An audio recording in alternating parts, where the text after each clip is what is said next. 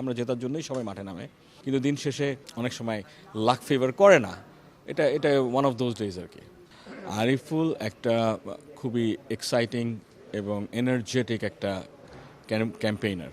So আমি জানি যে আমরা দুটো গেম হেরে গেছি, এই কারণেই হয়তো এই প্রশ্নটা আসলো, কিন্তু let's see, we wait. Gallery কিন্তু সিলেট সিলেট গর্জন করছে, একটু জানতে চাচ্ছিলাম এটা যে আপনাদের জন্য গর্বের কিনা বিষয়টা।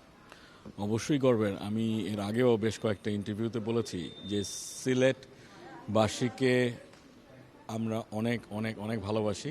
এই টিমটা সিলেটবাসীর অনুপ্রেরণায় আজকে এত দূর এসেছে।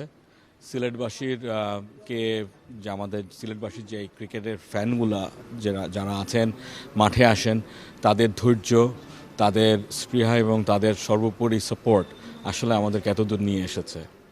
টিকিট কাউন্টার একটা দেখছিলাম যে সকল সিলেট সিলেট বলে গলা ফাটাচ্ছে এবং দর্শকদের মধ্যে একটু আগ্রহ আছে সিলেট টিমটাকে নিয়ে, কিন্তু দুইটা ম্যাচে সাকসেস পায়নি। এটা কি আপনার জন্য একটু আপসেটের কিনা? আপসেটিং তো বটেই। আমি আগেও বলছিলাম যে প্রথম ম্যাচটাতে রংপুরের এগেনস্টে অলমোস্ট 75% সময় পর্যন্ত আর কি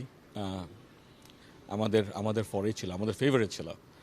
আবার গতকালকে ম্যাচটার কথা যদি আমরা একটু চিন্তা করি বা দেখি, যে বিপিএল তাদের হিস্ট্রিতে যতক্ষণ না পর্যন্ত রংপুর ব্যাট করে তার আগ পর্যন্ত কিন্তু that was the highest total. এবং আমি সবসময় বলে এসেছি টি-20কে জনপ্রিয় করার জন্য, এক্সাইটিং ক্রিকেটার্সদেরকে দিয়ে আমরা যখন টিমটাকে গঠন করি, উদ্দেশ্যই ছিল এরকম বড় বড় টোটাল করা। তো সেই জায়গাটা কিন্তু আমি হ্যাপি। এবং সব মিলিয়ে আমি বলবো যে হ্যাঁ, a bit disappointed, but it's game, it's part of life. এটা কোটি কোটি মানুষের ভালোবাসায় ফ্রিজ, টিভি এবং এসিতে দেশের ১ নম্বর ব্র্যান্ড ওয়ালটন। আমরা অবশ্যই সিরিয়াসলি নেই, আমরা জেতার জন্যই সবাই মাঠে নামে, কিন্তু দিন শেষে যদি অনেক সময় লাক ফেভার করে না, এটা ওয়ান অফ দোজ ডেজ আর কি। বোলিং লাইন আপটা কি ব্যাটিংয়ের তুলনায় কিছুটা দুর্বল আপনার কাছে মনে হয়েছে কিনা? কালকেও দেখেছি আরিফুল পঞ্চম বোলার হিসেবে তাকে খেলানো হয়েছে। না, আমাদের যেটা হয়েছিল, বিশেষ করে কর্নওয়েল, ও একটু ফ্লুতে ডাউন ছিল, আপনারা সবাই জানেন। তো ওর জায়গাটা একটু মিসিং ছিল আমরা মনে করেছি টিমের মধ্যে।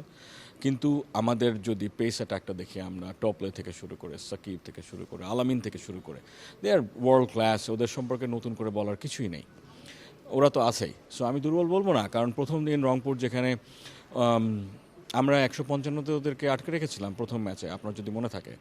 সো কেমন করে বলেন যে আমাদের বোলিং অ্যাটাকটা, I believe it's quite a reasonably competent bowling attack. আরিফুলের ক্যাপ্টেন্সিটা দেওয়ার কারণটা কি ছিল? কি কারণ আরিফুলকে বেছে নেওয়া হয়েছিল?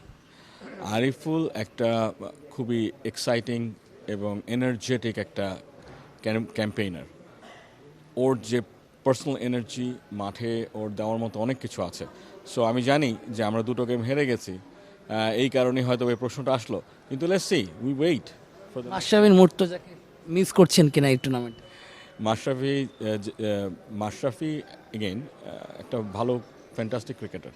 এই সম্পর্কে আমার কাছে অনেকবার অনেক প্রশ্ন করা হয়েছে।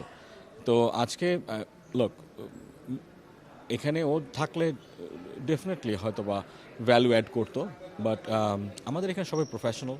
আমাদের ম্যানেজমেন্ট যারা আছেন, কোচ থেকে শুরু করে অন্যান্যরা, they all are professional, they are giving their best.